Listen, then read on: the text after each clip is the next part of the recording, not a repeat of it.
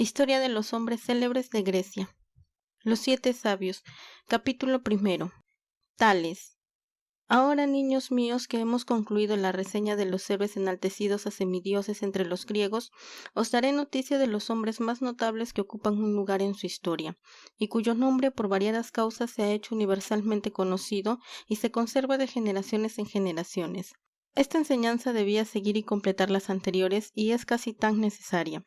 Empezaré por hablaros de aquellos que merecieron la honorífica denominación de sabios y de filósofos, porque la filosofía entonces y para aquellos paganos que carecían de la palabra divina y de la revelación, que es uno mismo, no era como lo ha sido después para muchos espíritus que se apellidaron fuertes, pero que no eran sino extraviados, la enemiga sino la predecesora del cristianismo, la que vislumbrando por solo las luces de la razón un solo Dios perfecto, creador y omnipotente, desechaba ya las monstruosas creaciones de la mitología.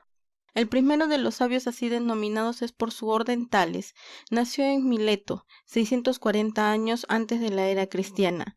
Hizo varios viajes para instruirse y estuvo mucho tiempo en Egipto, donde estudió con los sacerdotes de Menfis geometría, astronomía y filosofía, y a su vez enseñó a aquellos a medir exactamente sus famosas pirámides.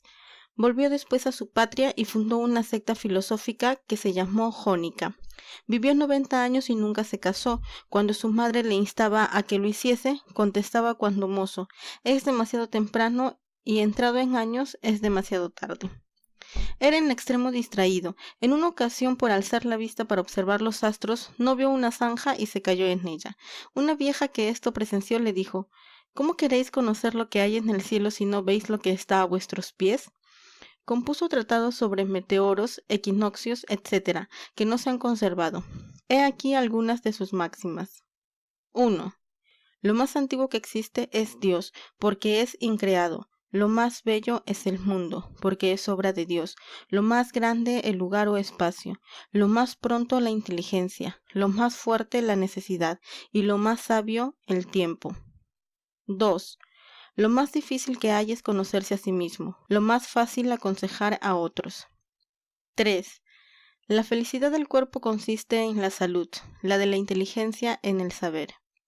Cada uno de estos sabios tenía una figura o hieroglifo que servía para distinguirlos entre sí.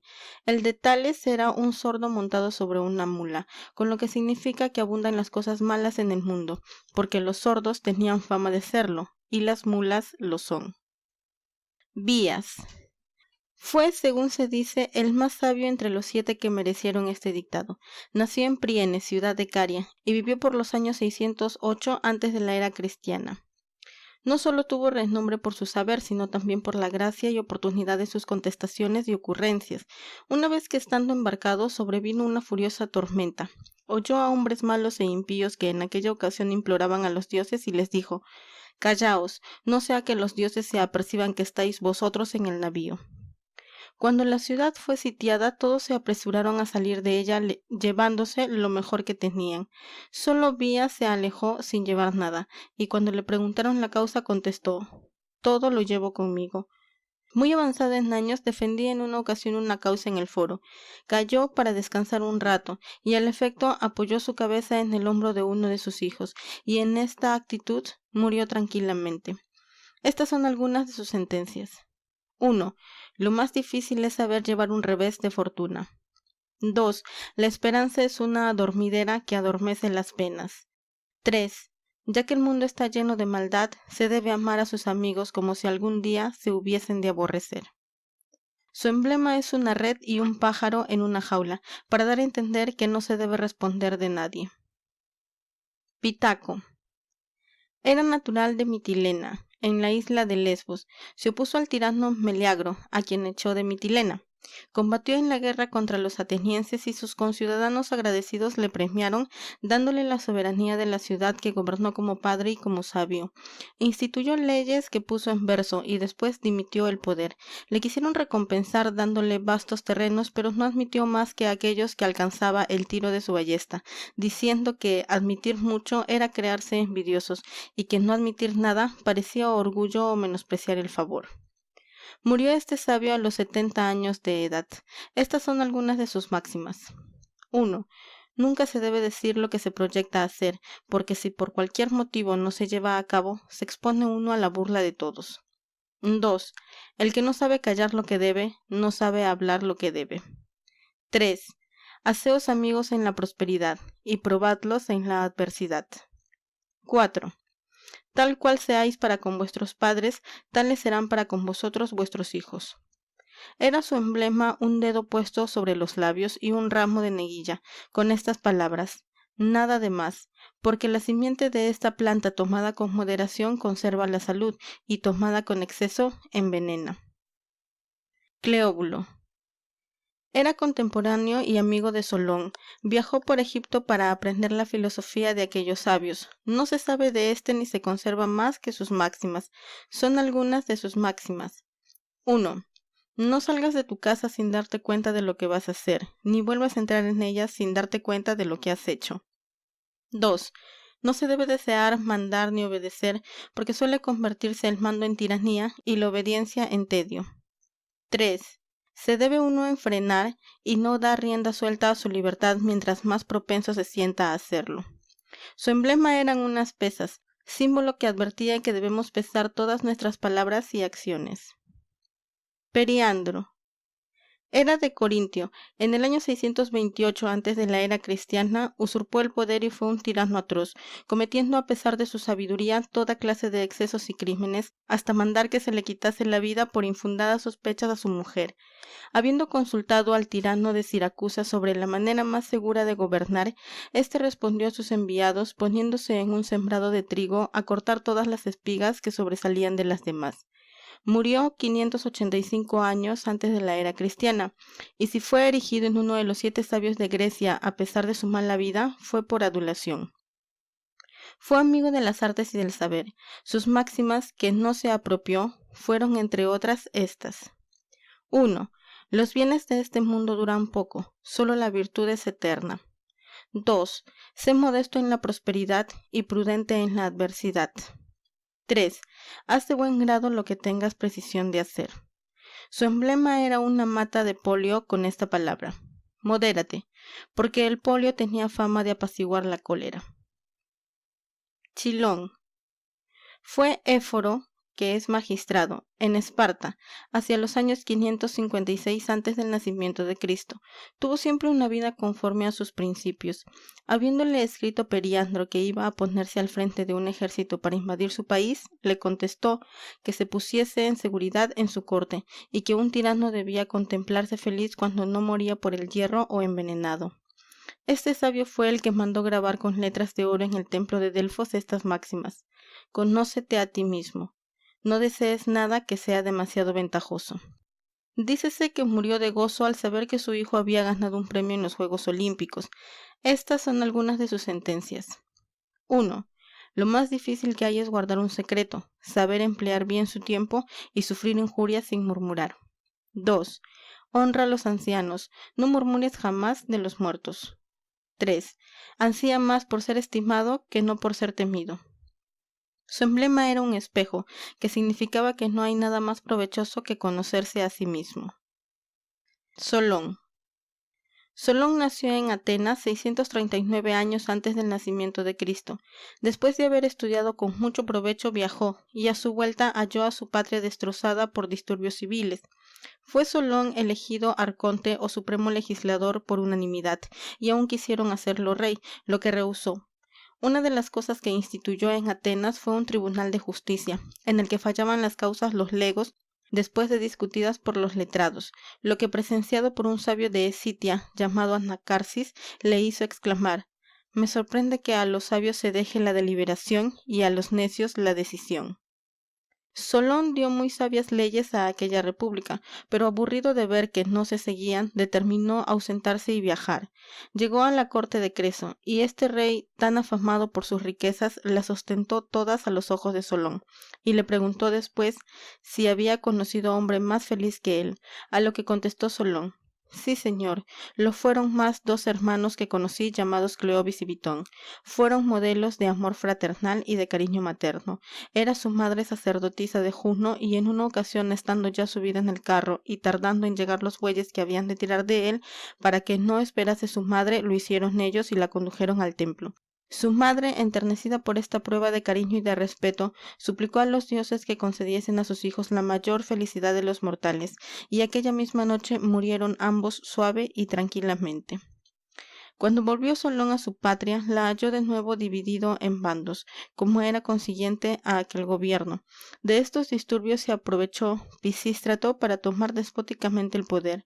Solón echó en cara su conducta, así al pueblo como a Pisístrato, y se retiró a la corte del rey Filosipro, en la que murió a los 80 años. Una de sus sentencias era: dejemos a los demás las riquezas, pero apropiémonos la virtud. El atributo de Solón es una cabeza de muerto o calavera, porque su máxima era que es necesario que una persona haya fallecido para juzgar si ha sido feliz. Capítulo 2. Licurgo. Licurgo, legislador de los lacedemonios, era hijo de Eunomo, rey de Esparta y hermano de Polidecto, que reinó después de su padre. La viuda de éste ofreció a Licurgo que se casase y reinase con ella, pero éste rehusó, contentándose con ser el tutor de su sobrino Carilao, hasta que llegado a la edad requerida subió al trono, que fue 870 años antes de la era cristiana. A pesar de su noble y austera conducta, fue calumniado y se ausentó de Esparta. Viajó para estudiar las leyes y costumbres de otros países.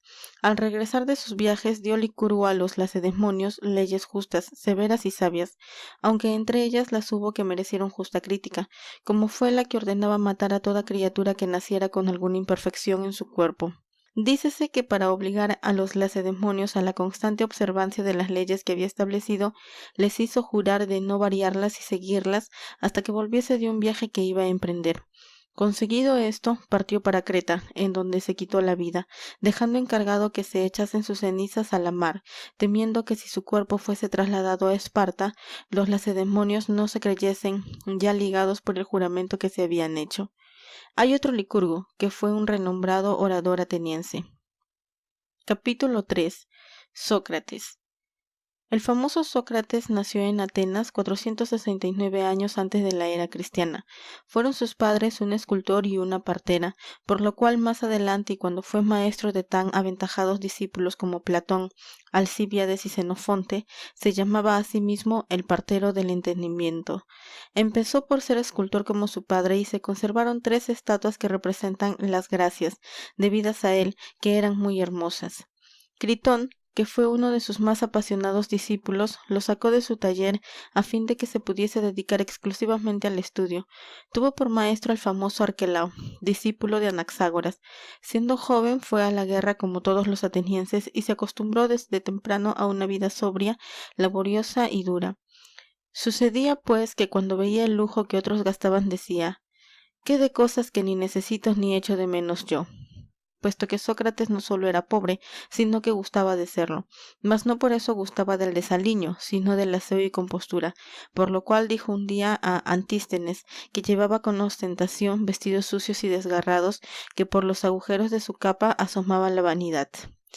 Casó con una mujer de pésimo genio llamada Santipa, que puso a prueba su paciencia y moderación en muchas ocasiones. Una vez, por más que lo había insultado, no había logrado alterarlo.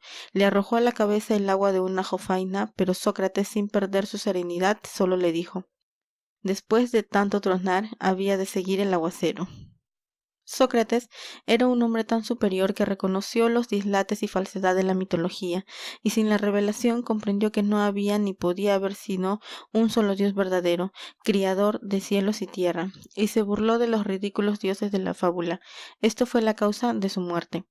Acusado por Mélito ante el Areópago, fue condenado por éste a muerte. Cuando se lo dijeron, contestó: «La naturaleza ha condenado a mis jueces a la misma pena». Lamentándose sus discípulos de que moría inocente, les dijo: «¿Pues qué? ¿Preferiríais que muriese culpable?». Sus discípulos, a fuerza de afanes y de dinero, facilitaron su huida de la cárcel, pero él no quiso huir y bebió con la serenidad que nunca le abandonó una copa de zumo de cicuta que le trajo el verdugo.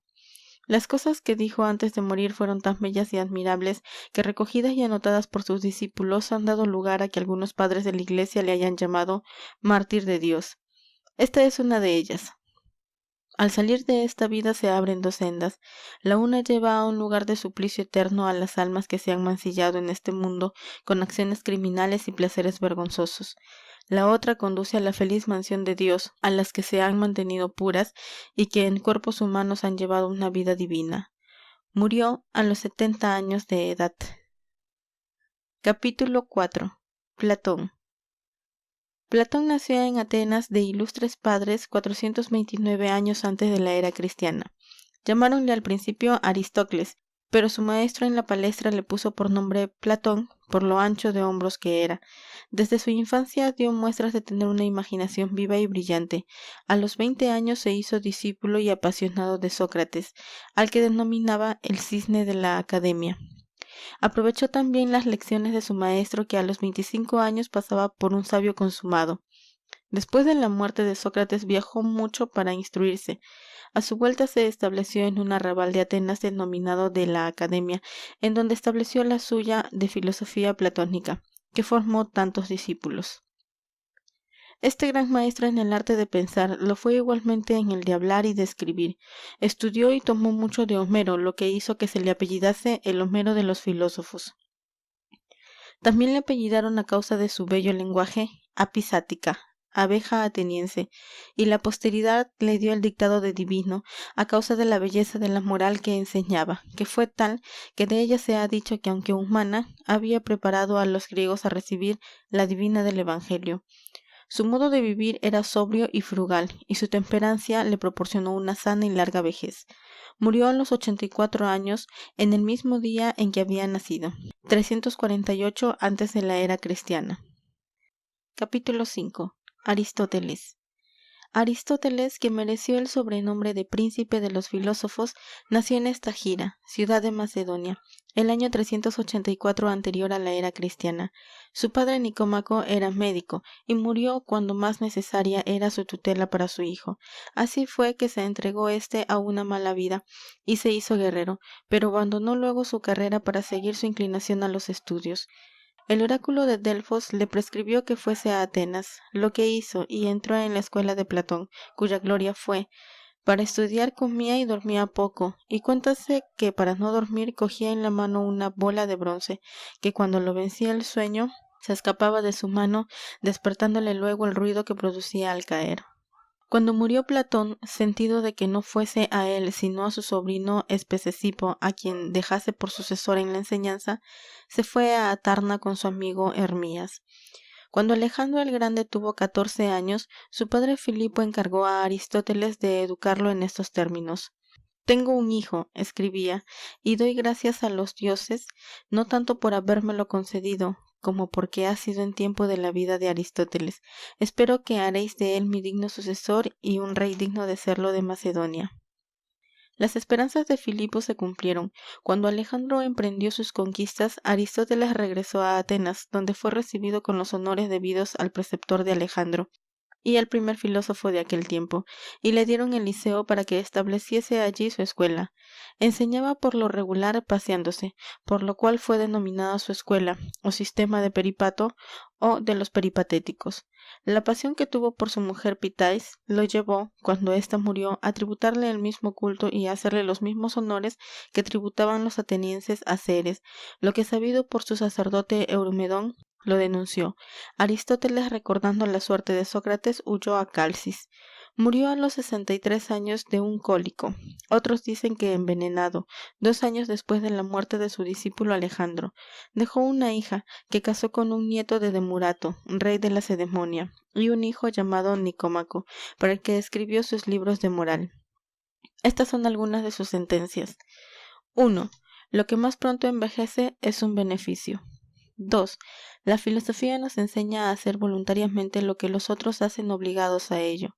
3. La esperanza es el sueño de un hombre despierto. 4. Seamos amigos de Sócrates y de Platón, pero seamos lo más de la verdad. Capítulo 6. Heráclito. Hay dos célebres filósofos griegos de los que seguramente habréis oído hablar, niños míos, porque el uno siempre se representa riendo de todo y el otro por lo contrario llorando. Este triste, que no será el que vosotros prefiráis, ni yo tampoco, es Heráclito. No por eso creáis que simpatizo con su contrario Demócrito, niños míos. En este mundo ni se puede llorar por todo, ni menos reír. El célebre filósofo Heráclito nació en Efeso, 500 años antes del nacimiento de nuestro Señor. Era melancólico y lloraba sin cesar por las aberraciones de los hombres. Esta tendencia, unida a su estilo enigmático y oscuro, hizo que le apellidasen el Llorón y el filósofo tenebroso. Compuso varios tratados, entre ellos uno sobre la naturaleza, en que decía que el mundo era formado por el fuego y que después de varias transformaciones se disolvería en fuego.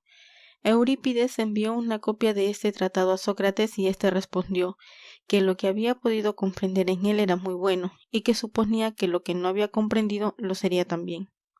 Darío, rey de Persia, le escribió una carta muy atenta, convidándolo a ir a su corte. El filósofo rehusó groseramente como un patán. Dicen que irritándole cada día más el trato con los hombres, se retiró a los montes para vivir solo de vegetales en compañía de las fieras. Este género de vida le causó una hidropesía, de la que quiso curarse enterrándose en estiércol para sudar, lo que le ocasionó la muerte a los 60 años de edad. Una de sus bellas máximas es: las discordias o desavenencias se deben sofocar en un principio como se sofocan los incendios. Capítulo 7. Demócrito. Nació en Abdera, ciudad de Tracia. En casa de sus padres se alojó Serges cuando hizo su expedición a Grecia, y agradecido a éstos les dejó algunos riagos. Así denominaban en Oriente a los sabios o eruditos, para que educasen a su hijo. Su amor al estudio lo llevó a viajar para instruirse y llegó hasta las Indias. Gastó en esto todo su patrimonio, pero a su regreso, habiendo leído a los jueces algunos de sus escritos, los entusiasmó esta lectura de tal suerte que le dieron una gruesa suma de dinero y le mandaron erigir una estatua. Demócrito no era afecto a la tristeza, reía siempre y de todo, burlándose de los hombres y de sus vicios y devaneos. Sus conciudadanos, extrañando esta risa continua y temiendo que fuese una especie de perturbación de cerebro, mandaron venir al famoso médico Hipócrates para que lo examinase. Después de haberlo hecho, les contestó que muchos que se tenían por muy cuerdos lo eran harto menos que el pretendido demente. Es igualmente falso el que, como se dijo, se hubiese cegado voluntariamente para meditar sin distraerse. No pudiendo consolarse el rey Darío Oco de la muerte de su mujer, le dijo Demócrito que la resucitaría, siempre que Darío le proporcionase para grabar sobre el sepulcro de la reina los nombres de 3 personas exentas de las adversidades de la vida, y como el hallarlas era imposible, esta lección enseñó al rey a conformarse con la que la suerte le deparaba. Demócrito murió a los 109 años de edad, 362 antes del nacimiento del hombre Dios. No se ha conservado ninguno de sus escritos. Capítulo 8. Crates. Nació en Tebas, en la Beocia, y fue discípulo de Diógenes el Cínico. Según la regla de su secta, vendió sus bienes, cuyo producto confió a un banquero, encargándole que se los entregase a sus hijos si no fuesen bastante cuerdos para hacerse filósofos, y si lo fuesen, que lo repartiese al público.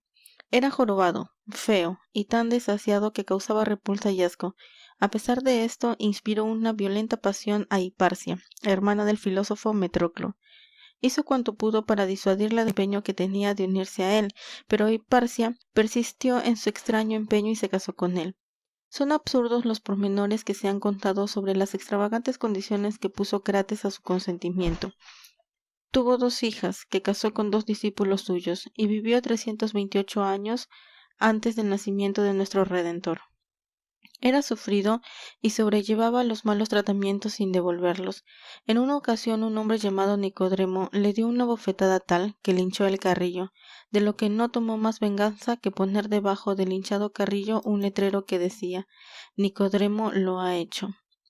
Alejandro el Grande tuvo curiosidad de conocer a este cínico, y le preguntó si deseaba que volviese a reconstruir su ciudad natal, Tebas. ¿Para qué? Contestó Crates, ¿para que venga otro Alejandro y la vuelva a destruir? Cuando le preguntaban para qué servía la filosofía, contestaba: para aprender a contentarse con vegetales y a vivir sin cuidados y sin inquietudes. Atribúyesele esa singular tarifa de gastos. Se debe pagar al cocinero 10 minas, al médico una dracma, a un adulador 5 talentos, a un amigo de dar consejos humo, y a un filósofo 3 óbolos. Capítulo 9. Diógenes. Llamado el Cínico, nació en Sinope, ciudad del Ponto, de la cual fue desterrado como monedero falso, lo que había sido igualmente su padre. Dirigióse a Atenas y teniendo talento quiso aprender la filosofía con Antisthenes, creador de la escuela que se llamó Cínica. Unos dicen que por haberse establecido primero en un arrabal llamado Cinosargo, lo que significa perro blanco, y otros que por razón de ladrar estos filósofos contra los demás hombres y morderlos como perros. Antístenes, vistos sus malos antecedentes, no quiso recibirlo en su escuela. Diógenes insistió. El maestro cogió un palo para pegarle. Pegad cuanto gustéis, le dijo Diógenes, mientras tengáis algo que enseñarme, no hallaréis palo bastante fuerte para alejarme. Y así fue, no teniendo el maestro más celoso discípulo. Habiendo agradado mucho a Diógenes aquella escuela, que le prometía la celebridad y prescribía el desprecio de las riquezas, no poseyendo él ninguna. Tomó el uniforme de la secta, que era un palo y unas alforjas, a la que añadió un tonel que le servía de morada, y que llevaba siempre consigo como el caracol, la suya. Mas a pesar de esas señales de pobreza, no se crea que fuese modesto, siendo por el contrario extremadamente orgulloso. Así fue que habiendo entrado un día en su asqueroso traje en casa de Platón, se puso a pisotear una alfombra diciendo: «Pisoteo al Fausto de Platón». A lo que éste le contestó: «Sí, pero con otra especie de Fausto».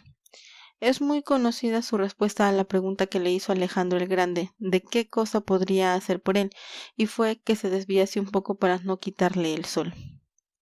También lo es su ocurrencia de salir un día llevando en la mano una linterna encendida, y lo que respondió cuando le preguntaron el por qué lo hacía, y fue que buscaba a un hombre, con lo que daba a entender su acerba sátira, que aún no había hallado ningún mortal digno de ese nombre. Cayó cautivo. Sus amigos quisieron rescatarlo, pero no quiso. ¿Qué necesidad? Les dijo. ¿No veis que los verdaderos esclavos son los que nos alimentan y alojan? Lo compró un noble de Corinto, que le confió la educación de sus hijos, y en cuya casa murió a los 96 años, 320 antes de la era cristiana. Fue un hombre de talento, pero de tan laxas ideas sobre la moral y de tan depravada conducta, que ha dado margen a que se diese entonces y se haya repetido después que se debía volver la vista del fondo de su tonel o cuba, es decir, de su vida privada. Estas son algunas de sus máximas. 1. El maldiciente es una fiera salvaje, la más cruel. El adulador es un animal doméstico, el más peligroso. 2. Los oradores piensan más en hablar bien que en obrar bien. 3. El amor es la ocupación de los ociosos. 4. Haz con los grandes como con el fuego, ni muy lejos ni muy cerca. Capítulo 10. Aristipo. Era natural de Cirene, discípulo de Sócrates y fundador de la secta filosófica denominada Cirenaica, porque se alejó completamente de la doctrina de su sabio maestro. El fondo de su filosofía, que era que el hombre ha nacido para gozar, que son los goces el bien soberano, le atrajo muchos partidarios. Dionisio, primer tirano de Siracusa, habiéndole preguntado ¿por qué los filósofos concurrían tanto en casa de los grandes y éstos no se veían nunca en casa de los filósofos? Contestó Aristipo, porque los médicos son los que van en casa de los enfermos, y no los enfermos en casa de los médicos. Si Aristipo supiera contentarse con comer legumbres, decía Diógenes el Cínico, no se rebajaría a hacer la corte a los grandes. Lo que sabido por Aristipo contestó: si Diógenes el Cínico supiese hacer la corte a los grandes, no tendría que contentarse forzosamente con comer legumbres. Un día que le estaba zahiriendo con pullas y burlas, se levantó tranquilamente y se alejó. El que le había hostilizado le siguió, y al cansado que le hubo le preguntó por qué se iba. Contestó, porque si sois dueño de asestarme vuestros tiros, tan dueño soy yo de evitar el recibirlos. A la pregunta que le hicieron de que cuál era la superioridad que tenían los filósofos sobre los demás hombres, contestó: consiste en que, si no hubiese leyes, vivirían como si las hubiese. Vivió 400 años antes del nacimiento del Señor. Compuso varios libros de historia y de moral que no se han conservado. Capítulo 11. Pitágoras. Hijo de un escultor, nació en Samos, 592 años antes de la era cristiana. Fue discípulo de Ferecidas, filósofo de la isla de Siros, que enseñaba en su doctrina que era inmortal el alma y que fue uno de los primeros griegos que escribió en prosa. Viajó después para adquirir más conocimientos por el Egipto, la Caldea y el Asia Menor. A su vuelta a Samos, hallando la soberanía en manos del usurpador Policrato, se estableció en Crotona, en la casa de Milón, famoso atleta que ganó muchos premios en los Juegos Olímpicos, que se echaba sobre los hombros un toro, lo mataba de un puñetazo y se lo comía en un día. La fama de su saber se esparció por todas partes de tal suerte que en breve contó 500 discípulos. Exigía que sus discípulos vendiesen sus bienes y viviesen en comunidad. Prohibía que se matasen los animales y que sirviesen de alimento al hombre. El sistema que creó y siguió fue el de la metempsicosis, esto es, la transmigración de las almas de un cuerpo a otro. Era este el primer dogma de su filosofía. Estaba tan penetrado de esta quimera que probablemente le imbuirían los brahmanes de la India, que aseguraba recordar lo que había sido antes de ser Pitágoras. En lo demás, su moral es muy racional y pura, y contribuyó este gran filósofo con ella en gran manera a mejorar las costumbres. No se debe hacer guerra más que a 5 cosas, solía decir: a las enfermedades del cuerpo, a la ignorancia de la inteligencia, a las pasiones del corazón, a las sediciones de los pueblos y a las discordias de las familias. Estas 5 cosas se deben combatir de todos modos con el hierro y con el fuego. Nada de cierto se sabe sobre la época de su muerte ni dónde acaeció, pero sí se cree que murió tranquilamente en Metaponto, 497 años antes de la venida del Señor. Se le hicieron extraordinarios honores después de su muerte, y su casa fue convertida en templo. Dejó una hija llamada Damo, tan instruida como juiciosa, que nunca se casó, y formó una asociación de jóvenes, que cual ella renunciaron al amor y al matrimonio. Estas son algunas de sus máximas. 1. No se debe abandonar nuestro puesto sin la voluntad del que nos ha colocado en él. El puesto del hombre es la vida. 2. El hombre está muerto en la borrachera del vino y loco en la del amor. 3. La sobriedad y templanza es la fuerza del alma y el imperio sobre las pasiones su luz. Capítulo 12. Epicuro. Epicuro nació en Gargeria, en el Ática, 342 años antes de la era cristiana, de padres pobres. Desde la edad de 12 a 13 años mostró su afición al estudio y al saber. Un día, habiéndole dicho su maestro que el caos fue la primera cosa creada, le preguntó el niño: ¿Pero quién creó al caos? Eso quién podrá saberlo serán los filósofos, contestó el maestro. Pues entonces quiero estudiar filosofía, repuso el niño.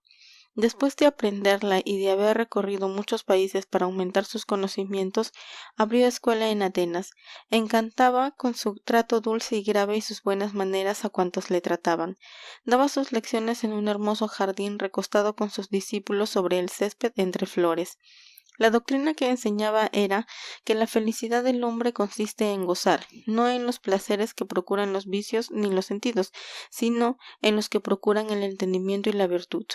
A pesar de esta aclaración, la doctrina era demasiado escandalosa para que no fuese fuertemente combatida aun entre los gentiles. Los filósofos estoicos sobre todo le hicieron cruda guerra. Epicuro no contestó a los ataques y calumnias que contra su persona corrieron, y sólo las refutó llevando una vida austera, estudiosa y ejemplar, y murió a los 72 años de un mal de la vejiga, dando libertad a todos sus esclavos que por su buena conducta hubiesen merecido esta gracia. Es preciso convenir, dice un autor erudito, en que todas partes donde penetró la doctrina de Epicuro hizo mucho mal, fuese a causa de interpretarse mal o a causa de estar ya corrompidos los que la admitieron. Acabó de corromper a los romanos, apagando en ellos el valor, el amor patrio, la grandeza del alma, y por ella entraron el vil interés, la sed de oro, el lujo, la molicie, la intemperancia y el libertinaje. Capítulo 13. Epitecto. Epicteto, aunque vivió en Roma, era griego, nacido en Hierápolis, en Frigia.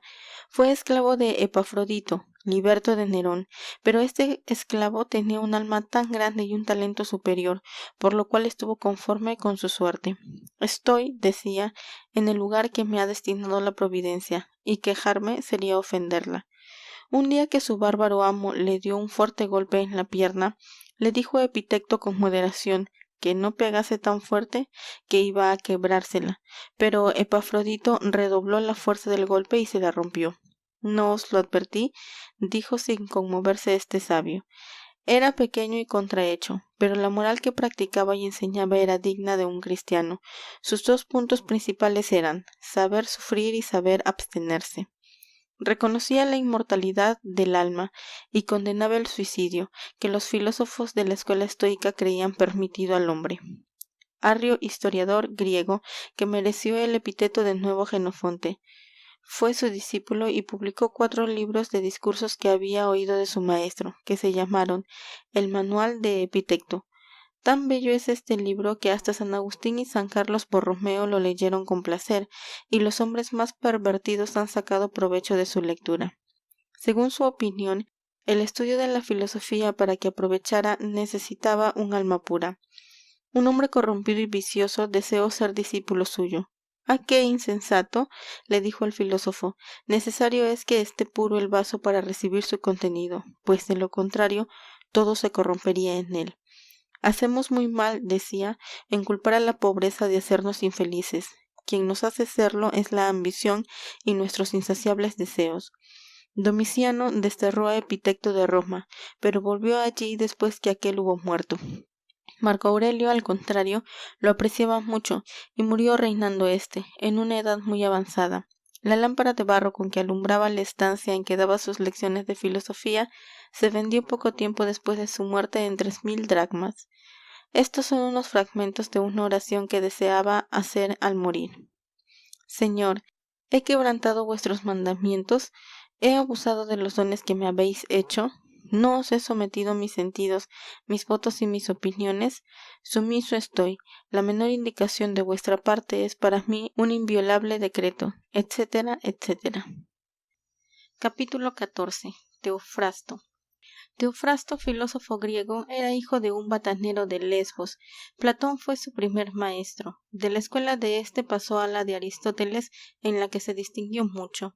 Su nuevo maestro estaba tan complacido de la perspicacia de su talento y de la facilidad y gracia de su elocución, que le cambió su nombre, que era Tirtamo, por el de Teofrasto, que significa lenguaje divino. Temiendo la suerte de Sócrates, se vio precisado Aristóteles a salir de Atenas, lo que hizo 322 años antes del nacimiento de nuestro Señor. Cedió su escuela a Teofrasto y le entregó sus escritos con la condición de conservarlos ocultos. Así es que por medio de sus discípulos han llegado a la posteridad las obras del maestro. El nombre de Teofrasto cundió tanto y se hizo tan célebre que reunió en su liceo 2000 alumnos. Las sobresalientes prendas que lo adornaban le adquirieron no solo el aprecio del pueblo, sino el de los reyes. Fue amigo de Casandro, rey de Macedonia, sobrino de Alejandro el Grande. Murió en una edad muy avanzada sin haber nunca dejado de trabajar. Dice Cicerón que al morir se quejó de la naturaleza porque concedía a los ciervos y a las urracas una vida más larga que al hombre. La mayor parte de los escritos de Teofrasto se han perdido. Los que han quedado son una historia de las piedras, un tratado sobre las plantas y sus caracteres, obra que compuso a los 99 años, que ha sido traducida y comentada, y aunque con pormenores vulgares y mezquinos, contiene, según dice, lecciones de moral muy útiles. Estas son algunas de sus máximas. 1. Se debe uno más bien fiar de un caballo sin freno que de un hombre sin cordura. 2. Lo que hace peor en malgastar el hombre es el tiempo. 3. No se debe amar a sus amigos para probarlos, sino probarlos para amarlos. Ya os he enumerado, niños míos, los filósofos más sobresalientes de Grecia, y os he dado una idea de sus doctrinas. Admira, o más bien espanta, el ver que aquellos hombres sumidos en las tinieblas y faltos de la divina luz de la revelación, sólo por el poder de su grande inteligencia y la profundidad de sus reflexiones, se fuesen acercando tanto no sólo a una sana moral humana, sino también a las verdades divinas, como lo hicieron Sócrates y Epícteto, y que los filósofos modernos, cerrando los ojos a la luz del cielo que les rodea, se hunden voluntariamente en las tinieblas, formando con sus variados sistemas un espantoso caos triste, pero seguro fin, a que llega el saber del hombre cuando se aparta de la verdad. Capítulo 15. Heródoto. Heródoto, que es el llamado el padre de la historia, nació en Halicarnaso, en la Paria, 484 años antes del nacimiento del Salvador. Joven fue a Samos y después viajó por Egipto, por Italia y por toda la Grecia. Volvió a su patria y expulsó de ella al tirano Lictamis, pero esto mismo, en vez de gratitud, le suscitó émulos y enemigos, por lo que se vio en la precisión de salir de allí. Fuese a Grecia y en los Juegos Olímpicos leyó la historia que había escrito, la que fue tan celebrada que dieron el nombre de las 9 musas a los 9 libros en que se divide. Esta historia contiene, además de la relación de las guerras de los persas y de los griegos, desde el reinado de Ciro hasta el de Jerjes, la historia de casi todas las demás naciones. Concluyóla Heródoto a tiempo de la guerra del Peloponeso y la escribió en dialecto jónico. Hace dicho que es Heródoto como historiador lo que Homero como poeta y Demóstenes como orador. Dicen los eruditos que su estilo es suave, noble y ameno, pero que los hechos que refiere ni son siempre ciertos ni acertadamente escogidos. Refiere cosas, añaden, que aunque no afirma, debería haber omitido por fabulosas. Así es que se ha dicho de él que si es padre de la historia, lo es igualmente de la mentira. Capítulo 17. Epaminondas. Después de haberos hablado de los sabios y de los filósofos, os hablaré, niños míos, de los que entre los griegos sobresalieron como hombres de estado o como guerreros, y entre éstos empezaré por Epaminondas, cuyas virtudes han realzado tanto sus cualidades. Era tebano y descendía de los reyes de Beocia. Aplicóse desde muy niño al estudio de las letras, de las bellas artes y de la filosofía. Le dieron el mando de las tropas. Empezó por combatir con los lacedemonios, con el general Pelópidas, y estos 2 hombres grandes, en lugar de rivalidad, entablaron la más estrecha amistad. Este último, por consejo del primero, libertó a su patria del yugo de sus aliados los lacedemonios, de que se originó una guerra, siendo elegido Epaminondas general de los tebanos. Ganó la famosa batalla de Leuctres, en la Beocia. Me alegro, dijo en aquella ocasión, de este triunfo, por el placer que causará a mi padre y a mi madre. Entró en Laconia con 50.000 hombres y se hizo dueño de casi todas las ciudades del Peloponeso. Cuando volvió a su patria, en lugar de recibirlo en triunfo, lo encarcelaron y condenaron a morir, porque existía una ley que prohibía tener el mando de las tropas arriba de un mes. Epaminondas pidió que se escribiese sobre su sepulcro, que había perdido su vida por haber salvado a la república. Esto hizo que los tebanos entrasen en sí y le restituyesen el mando. Llevó la guerra a Tesalia, alcanzando continuos triunfos. Habiendo estallado la guerra entre los celcenos y los de Mantinia, acudieron los tebanos en auxilio de los primeros. En la primera batalla recibió este general una herida mortal en el pecho, que le causó la muerte a los 48 años de edad, y 363 antes de la era cristiana. Antes de expirar preguntó que quiénes vencían. Fuele contestado que los tebanos. He vivido, pues, bastante, repuso, si dejo victoriosa mi patria. Austero, insensible a las pasiones, indiferente así a las riquezas como a la fama, gran guerrero, hombre de bien, daba continuamente lecciones de virtud a sus conciudadanos. En un lujoso y suntuoso convite pidió que le sirviesen manjares más sencillos, y respondió cuando le preguntaron por qué lo hacía: «No quiero olvidar cómo se come en mi casa». Un escudero suyo recibió una fuerte cantidad de dinero por el rescate de un prisionero que había hecho. «Retírate», le dijo este general, «pues tus riquezas te apegarán demasiado a la vida, para que puedas exponerte a la muerte como hacías cuando eras pobre». De Epaminondas se hizo el bello elogio siguiente, que nadie sabía más y hablaba menos. Capítulo 16. Pelópidas. General tebano de que ya os hablé en el anterior capítulo, después de la batalla de Leuctres, se distinguió en el sitio de Esparta. Persuadió a los tebanos a que hiciesen la guerra al tirano de Feres, que se llamaba Alejandro, el que algunos años después fue asesinado por su mujer, a la que ayudaron sus 3 hermanos. El ejército con que emprendió esta campaña era menos numeroso que el que tenía el tirano. Habiéndosele advertido, contestó: «Mejor, así será mayor el número de vencidos». Cayó prisionero, pero no perdió su arrogancia y echó al tirano sus crímenes en cara. El tirano le preguntó que ¿por qué procuraba que le mandase matar? Es, contestó, por tal de que merezcas aún más el odio de los dioses y de los hombres y sucumbas más pronto. Fue libertado por Epaminondas y habiéndose expuesto imprudentemente en una batalla por tal de matar él mismo al tirano, fue muerto con las armas en las manos. Pelópidas tenía un hijo vicioso y mala cabeza. Un día le dijo a Epaminondas que no estaba casado, que era un mal ciudadano, no queriendo casarse y dar hijos a la república. Mira, no la quieras tú mal, respondió Epaminondas, dándole los tuyos. En una ocasión en que se despedía de su mujer para ir a la guerra, le dijo ésta llorando que mirase por la conservación de su vida. Eso, contestó Pelópidas, se le dice a los jóvenes. A los jefes no se les ruega, sino porque miren por la conservación de la vida de los demás. Capítulo 18.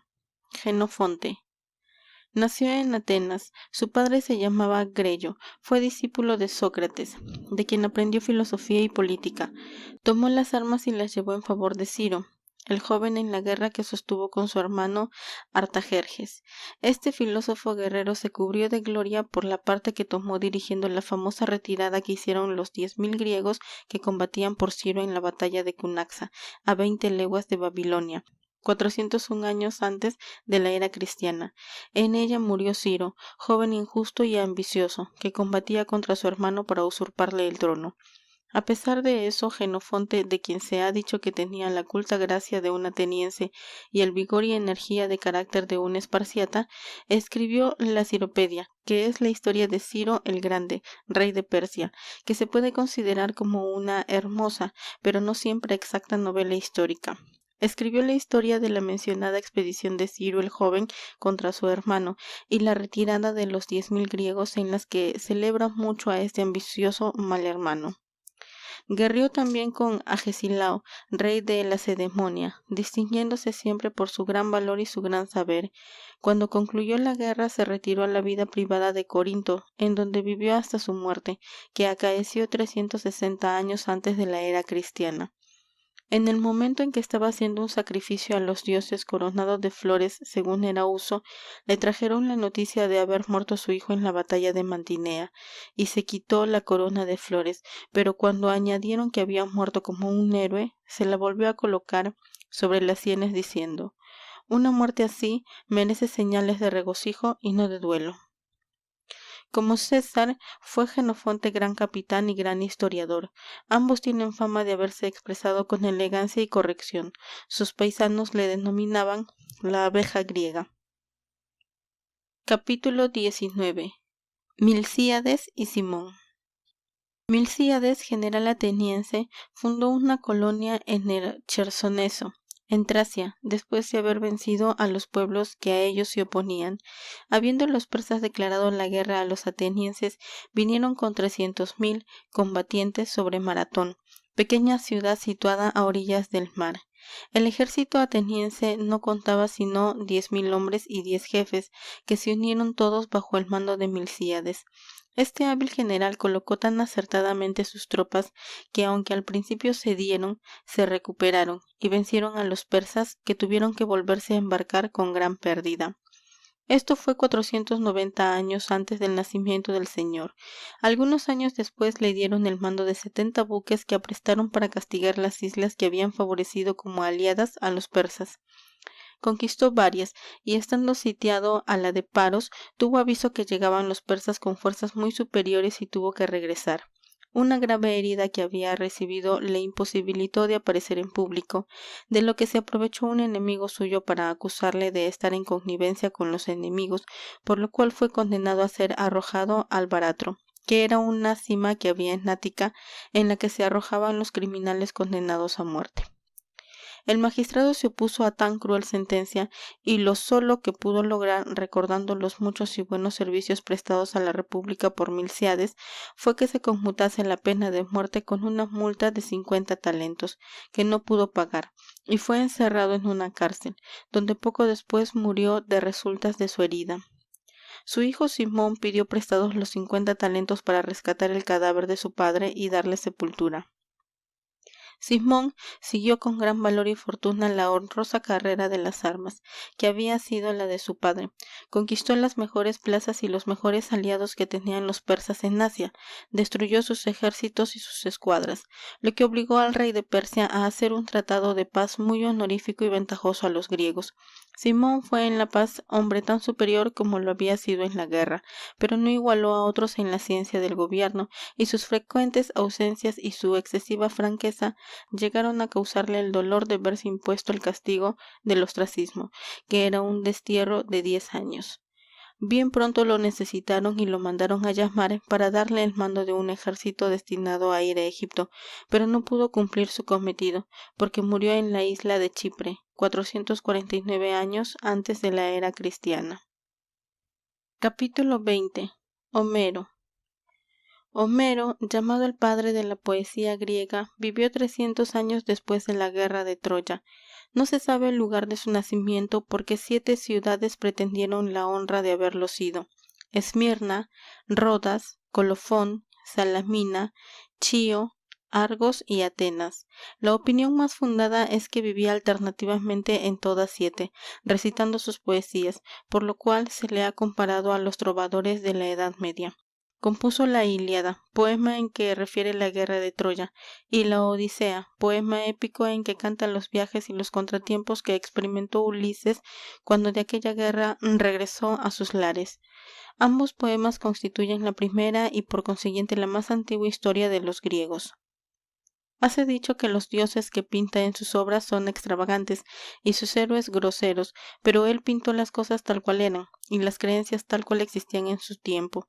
Alejandro el Grande apreciaba tanto a este gran poeta que ponía un ejemplar de sus obras y su espada debajo de su almohada al acostarse, y que hallándose ante el sepulcro de Aquiles exclamó: «Oh, feliz héroe, ¿qué tal poeta tuviste para contar tus hazañas?».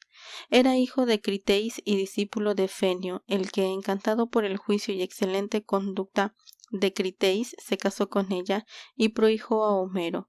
Muertos sus padres, Homero, que ya proyectaba su Ilíada, viajó por toda la Grecia, el Asia Menor y Egipto.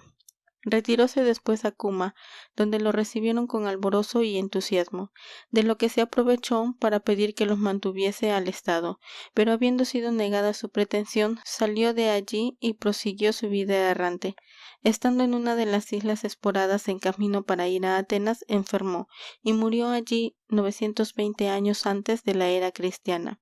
Después de muerto, se le hicieron grandes honores, levantándole estatuas y labrándole templos. Capítulo 21. Esopo. Es el fabulista más antiguo después de Hesíodo, que inventó las fábulas. Nació en Amorium, pueblecito de Frigia. Fue esclavo de 2 filósofos, Janto e Idmo. Este último lo emancipó. Los filósofos de la Grecia se habían hecho célebres por sus graves sentencias y lenguaje altisonante. Esopo tomó un método más llano y más sencillo. Hizo hablar a los animales y cosas inanimadas para dar lecciones a los hombres. La fama de su saber se extendió en breve por toda la Grecia. Creso, rey de Lidia, lo hizo venir a su corte y lo colmó de beneficios. Esopo se ausentaba a veces de Lidia para viajar. Llegó a Atenas a tiempo que la avasallaba el tirano Pisístrato, y al ver lo mal que llevaban los atenienses aquel yugo, les compuso la fábula de las ranas descontentas de todo gobierno. Viajó por Egipto y Persia, esparciendo por todas partes sus festivas lecciones de moral. A su vuelta en la corte de Creso, lo envió este soberano a Delfos para hacer un sacrificio a Apolo. Desagradó a aquellos habitantes a causa de la fábula que les compuso de los leños flotantes sobre el agua, que de lejos parecen algo y de cerca no son nada, y fue tanto su encono que lo mataron arrojándole de una alta roca. Toda la Grecia sintió su muerte y en Atenas le levantaron una estatua. Refiérese la hermosa respuesta que dio a Chilón, uno de los sabios de Grecia, que le preguntaba en qué se ocupaba Júpiter. «En rebajar las casas altas y en levantar las pequeñas», respondió Esopo. Sócrates puso algunas de sus fábulas en verso estando encarcelado. El severo Platón, que consideraba a los poetas como corruptores de la humanidad, llamaba a Esopo su preceptor. Se debe a un monje griego, Planudes, la recopilación y conservación de las fábulas del insigne moralista. Capítulo 22. Hesíodo. Poeta que nació en Cuma y fue contemporáneo de Homero. Fue el primero que escribió en verso sobre agricultura, más poeta que filósofo. Hesíodo señala en sus escritos los días felices y los aciagos.